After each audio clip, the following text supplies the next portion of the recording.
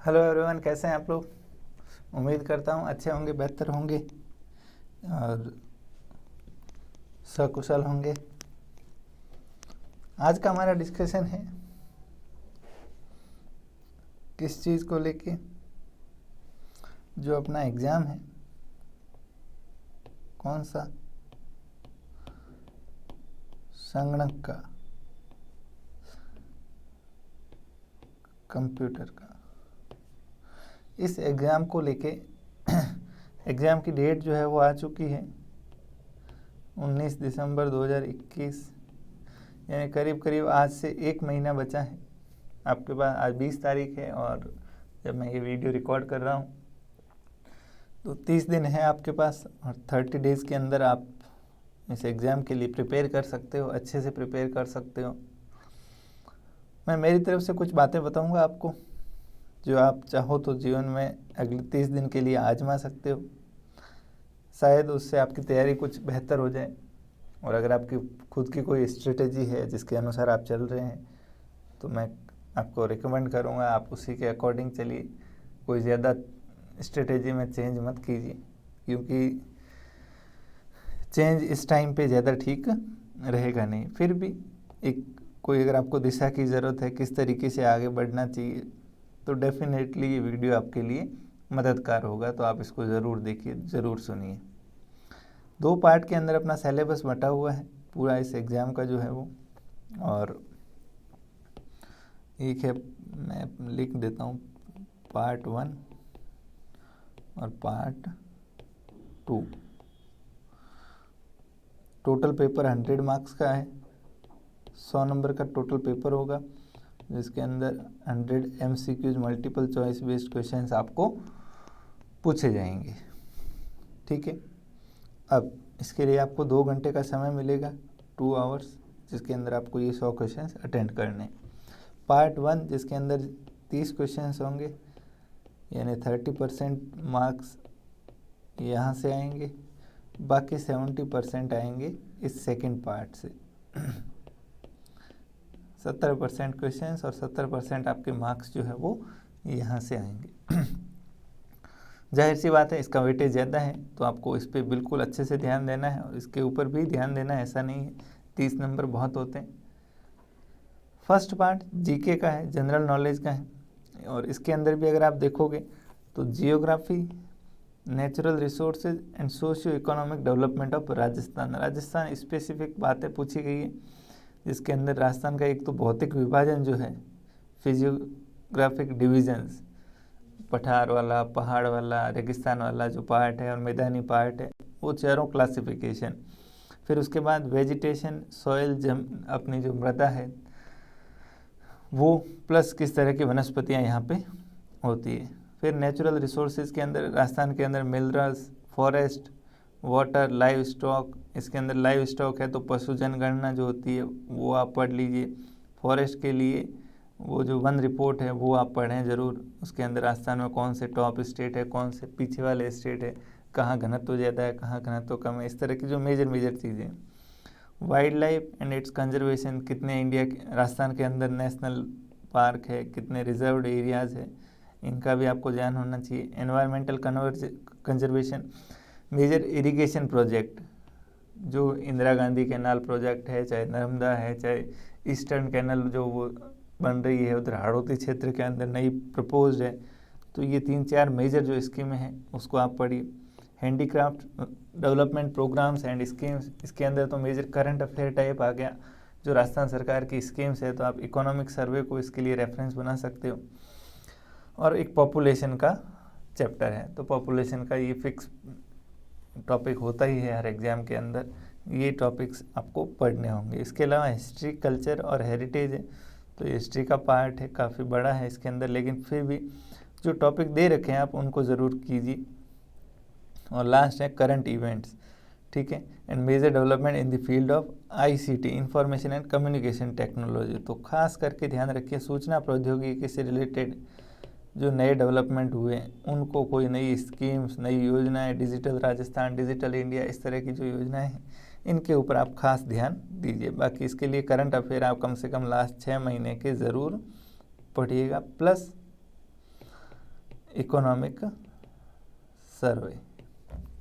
Okay, ये आपका part 1 हो जाएगा। 30 क्वेश्चन है, तो आप मान के चलिए आप एक बार अगर इनको पढ़ लेते हो, सिर्फ वंस रीड भी कर लेते हो, तो भी आप इसमें ठीक ठाक स्कोर ला सकते हो। मतलब एक तो बिल्कुल नहीं आने से तो अच्छा है ना आप कुछ नंबर लेके आओ, तो इसको भी छोड़ना नहीं है। मतलब आप दिन के अंदर अगर 10 घंटे पढ़ने में दे रहे हो या 5 घंटे पढ़ने में दे रहे हो, तो 4 घंटे भले उसमें दीजिए, 1 घंटा इसको भी दीजिए। इसमें भी आप देखिए जहाँ वेटेज ज़्यादा है, जैसे करंट अफेयर आप अच्छे से कर सकते हो 6 महीने के, कोई भी एक वार्षिकांक लेके आइए, उसमें से पढ़िए, प्लस इकोनॉमिक सर्वे से जो मुख्य मुख्य स्कीमें हैं उनको पढ़ लीजिए। फिर जैसे इसमें मैंने पर्टिकुलर टॉपिक बताए, इनको पढ़ा जा सकता है। ये पशु जनगणना जो थी वो, ठीक है। फिर वन रिपोर्ट, तो ये 2 टॉपिक पूरे हो गए। फिर ये भौतिक प्रदेश है, तो ये भी छोटा सा टॉपिक है। मृदा, इसके अंदर जो राजस्थान के अंदर 4-5 तरह से वर्गीकृत किया गया, वो पढ़ लीजिए। फिर जो इरिगेशन प्रोजेक्ट है, इसको किया जा सकता है। तो ये ऐसे टॉपिक आप सेलेक्ट कर करके, जो वाइल्ड लाइफ कंजर्वेशन, कितने नेशनल पार्क है, कितने टाइगर रिजर्व है, कितने रिजर्व एरिया है, तो मेन चीज़ें आप पढ़ी जा सकती है ना। अब आते हैं अपने पार्ट बी के ऊपर, जो 70% है। इसके ऊपर आप अच्छे से फोकस कीजिए, अच्छे से ध्यान दीजिए। सबसे पहले मैं इसके अंदर मेरे इकोनॉमिक्स के अंदर आऊँगा। इकोनॉमिक्स के अंदर जो 8वां नंबर है सिलेबस का, ये अपन कवर कर चुके हैं, तो आप इसको बिल्कुल अच्छे से कर लीजिए, रिवाइज कर लीजिए। रिवीजन के लिए मैं भी जल्द 25 तारीख को इवनिंग के अंदर एक वीडियो लेके आऊँगा। पूरा जो 8वें नंबर पे दे रखा है, इसका कंप्लीट रिवीजन उसके अंदर मैं करवाऊँगा आपको, ठीक है। फिर बचा एक 9वां नंबर, इकोनॉमी ऑफ राजस्थान। इसकी क्लास आपको इस वीक के अंदर, अगले वीक के अंदर मिल जाएगी। तो उसके अंदर राजस्थान की इकोनॉमी से रिलेटेड ये जितने agriculture, industry, live stock, industrial development, public finance, state income, poverty, unemployment, human development, ये सारे टॉपिक जो राजस्थान से स्पेसिफिक दिए हुए हैं, उनको हम अच्छे से कर लेंगे, ठीक है। ज़्यादा समय नहीं लगेगा इसके अंदर, 3-4 लेक्चर के अंदर ये काम आराम से अपना ख़त्म हो जाएगा। तो ये 2 टॉपिक हैं, इनके ऊपर आपको क्वेश्चंस मिलेंगे। Basics of computer Bharat sir करवा चुके हैं, जो टॉपिक दे रखे हैं, Excel, PowerPoint, word, basic knowledge of internet, इतना आप कर लीजिए, ख़त्म। मैथ्स है, तो मैथ्स के लिए आपको इतना तो आता ही होगा, या नहीं तो आप यूट्यूब के माध्यम से कोई भी वीडियो देख सकते हो। एक तो decimal, percentage, ratio, average, simple and compound interest और स्क्वायर रूट, नाम दे रखे हैं गिनती के। ये तो बाथरूम में बैठे बैठे हुए वीडियो चला के इनका आधे घंटे का ऐसे वीडियो देख के आप इनको ख़त्म कर सकते हो। सिंपल क्वेश्चंस आएंगे, जो हार्ड आएगा, देखिए मैथ्स बहुत ज़्यादा अगर जिसको नहीं आती तो वो कोई भी नहीं कर पाएगा वैसे भी, लेकिन जो सिंपल परसेंटेज के, रेशियो के, कंपाउंड इंटरेस्ट के इनके क्वेश्चंस होते हैं, उनको आसानी से किया जा सकता है। तो आप इनके लिए किसी वीडियोज़ की हेल्प ले सकते हो, यूट्यूब पे मिल जाएंगे। आप टॉपिक लिख के सर्च करोगे कि परसेंटेज क्विक रिवीजन, तो उसका रिवीजन का वीडियो आ जाएगा। बचता है स्टेट्स के अंदर पंकज सर आपको करवा रहे हैं, फिर भी मैं आपको कहूँगा ये जो इतने टॉपिक हो चुके हैं उनको आप कर लीजिए अच्छे से क्लास के साथ।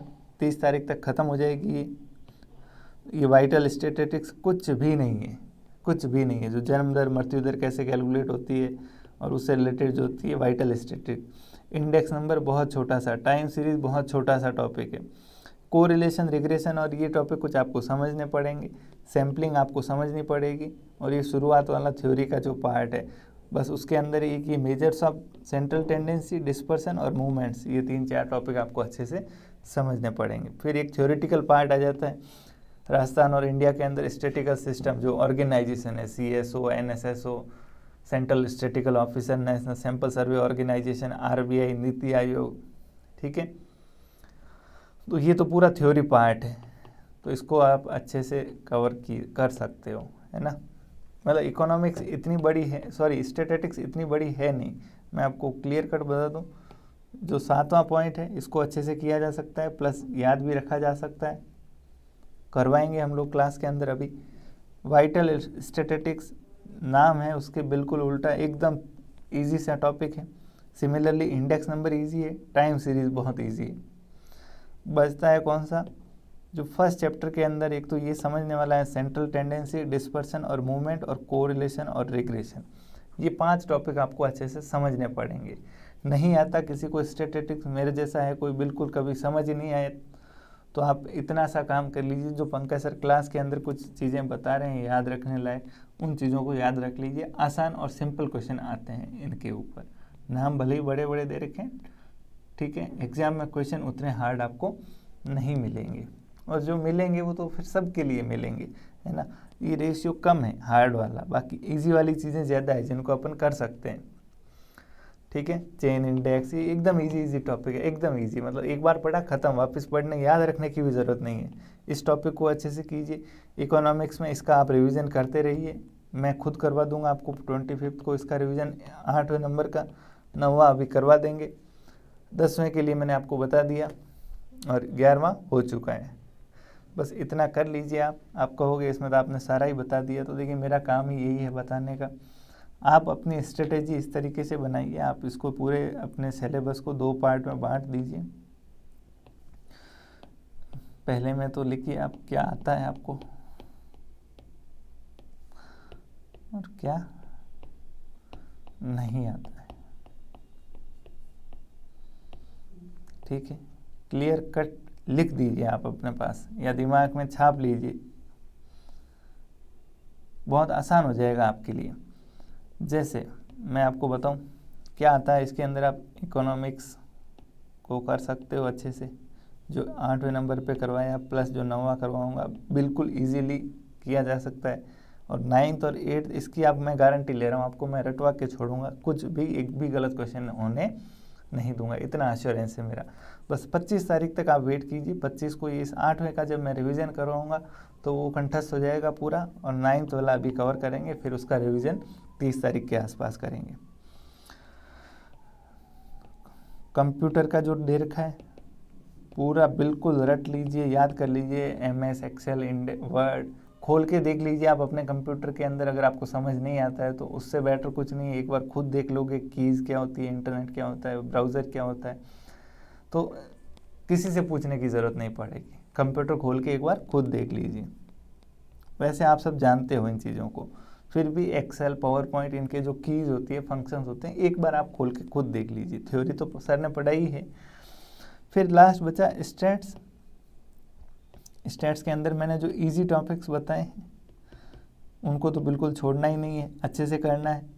जिसके अंदर इंडेक्स नंबर हो गया, टाइम सीरीज़ हो गया, वाइटल स्टैटिस्टिक्स हो गया, स्टैटिकल जो ऑर्गेनाइजेशंस है वो सारे हो गए थ्योरी वाला पार्ट, और फर्स्ट जो 1 नंबर पे दे रखा है वो वाला उसके अंदर से, ठीक है।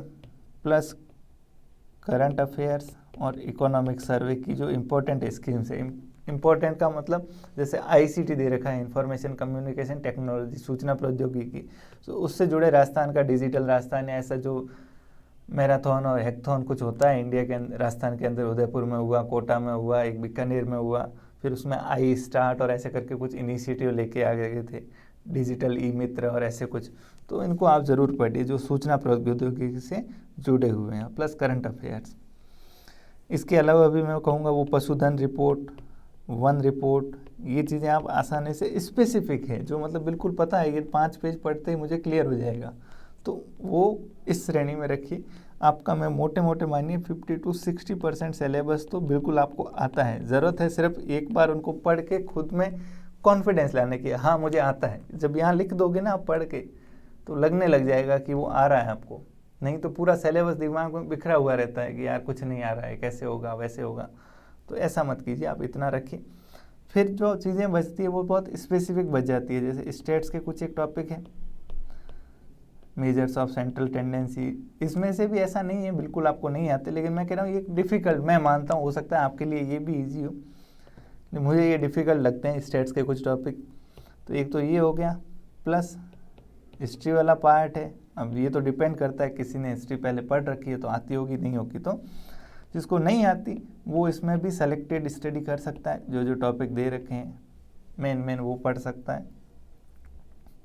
छोटी समरी मिल जाएगी आपको मार्केट के अंदर, इंटरनेट पे मिल जाएगी, सर्च करोगे तो ये किताब मिल जाएगी।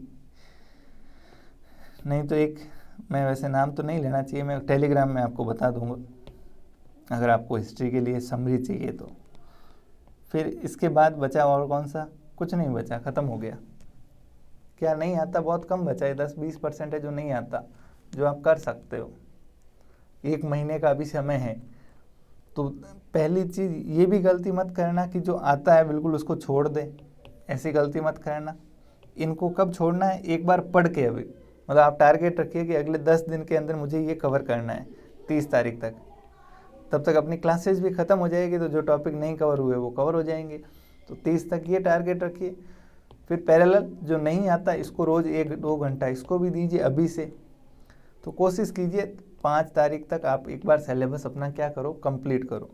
मतलब 15 दिन बचे हैं, इन 15 दिन में जो नहीं आता उसको एक बार कवर कर लीजिए रोज़ 1-2 घंटा देख के, और जो आता है उसको अच्छे से कर लीजिए। फिर 5 से लेके 19 तारीख तक फिर आप कीजिए क्या, रिवीजन। और तब तक अपने मॉक टेस्ट आ जाएंगे, कुछ क्वेश्चंस भी हम प्रैक्टिस के लिए दे देंगे।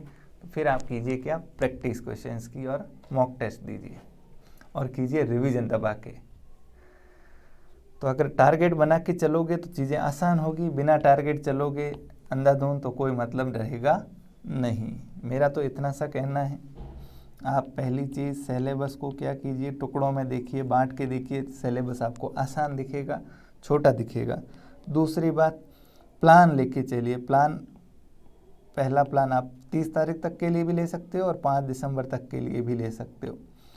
फिर नेक्स्ट प्लान आपका होना चाहिए रिवीजन का, 5 से लेके 15 या 19 तक, जैसा भी आप रखना चाहो। फिर सेकंड प्लान रखिए रिवीजन का। 5 तक जो पढ़ रहे हो इसको भी वापस टुकड़ों में बांट के पढ़िए। एक तो वो एरियाज जो आप फर्स्ट टाइम पढ़ रहे हो, बिल्कुल आपको नहीं आते, उस कैटेगरी में है, और एक वो एरियाज जो आपको आते हैं। अब किसी के लिए हो सकता है नहीं आते वाले बहुत ज़्यादा है कि भाई मेरे को तो बिल्कुल करंट अफेयर भी कभी पढ़ा नहीं, या कुछ भी होता है अपन, क्योंकि इस बैकग्राउंड से अगर नहीं है तो आपके लिए कोई बड़ी बात नहीं है, आपको खुद को निराश करने की ज़रूरत नहीं है। सब लोग ऐसे ही कैटेगरी के हैं, कोई ऐसा नहीं है जो रात दिन करंट अफेयर पढ़ता आ रहा है, सब अभी पढ़ रहे हैं। तो आपके ये एरिया थोड़ा ज़्यादा होगा, तो आप इसको 2 की बजाय इसको 3-4 घंटे दीजिए, और जो आते हैं उसको 2-3 घंटे कम समय दीजिए। ठीक है, अल्टीमेटली आपको खुद को तय करना है कि इस कैटेगरी में आपके कौन से सब्जेक्ट आ रहे हैं, कौन से टॉपिक। लेकिन सिलेबस आपके पास होना चाहिए, और सिलेबस को टुकड़ों में पढ़ना है। एक साथ देखोगे तो बहुत ज़्यादा देखेगा, लेकिन एक पढ़ा टॉपिक छोटा सा, जैसे पशुधन रिपोर्ट पढ़ी और उसको काट दो कि ख़त्म हो गया, इसके अंदर से ये फैक्ट है, उसको हाईलाइट कर लीजिए, लिख दीजिए कहीं पे।